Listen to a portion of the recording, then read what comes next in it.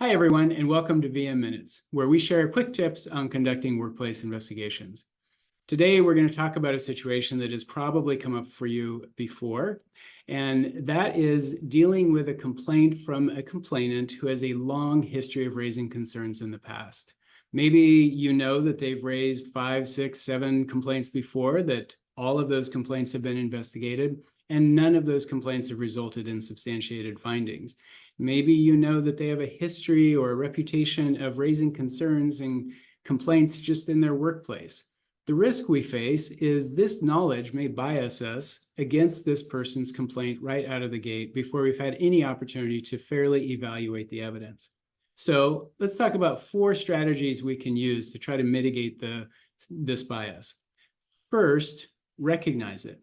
The reality is, if you have this bias and you know this history about this person, maybe you're not the right person to do the investigation, and that's perfectly fine. Recuse yourself up front and work to find someone else who can conduct the investigation.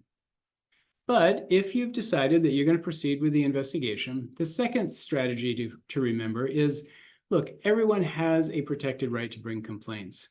And so even if this person has brought complaints before, and even if none of those complaints have been substantiated before, they still have a right to bring this complaint, and they still have a right for this complaint to be investigated. And so your job as the investigator is to treat this complaint as you would any other investigation. Consider the evidence, weigh the evidence you gather, evaluate credibility, and conduct a thorough and fair investigation. Third strategy we have to be careful about is avoiding confirmation bias. Confirmation bias comes up when we enter an investigation and we have a predetermined idea of how this investigation is going to proceed. You can see why we're so susceptible to it here, because we already know that this person has raised a lot of complaints in the past, that none of those have been substantiated before, and we can fall into a confirmation bias trap where we believe that given that history, well, this complaint probably is not going to be substantiated either.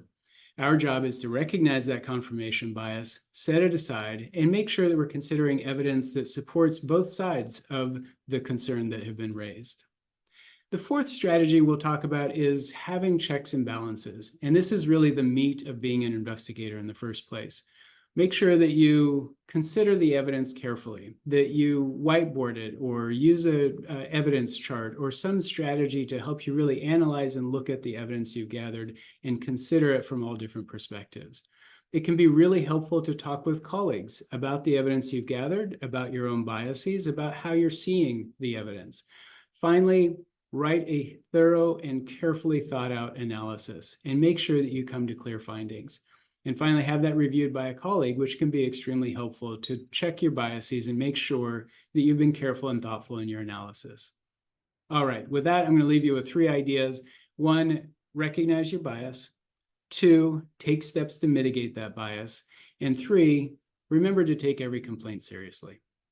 Thanks, everyone. That's a wrap on today's VM Minutes.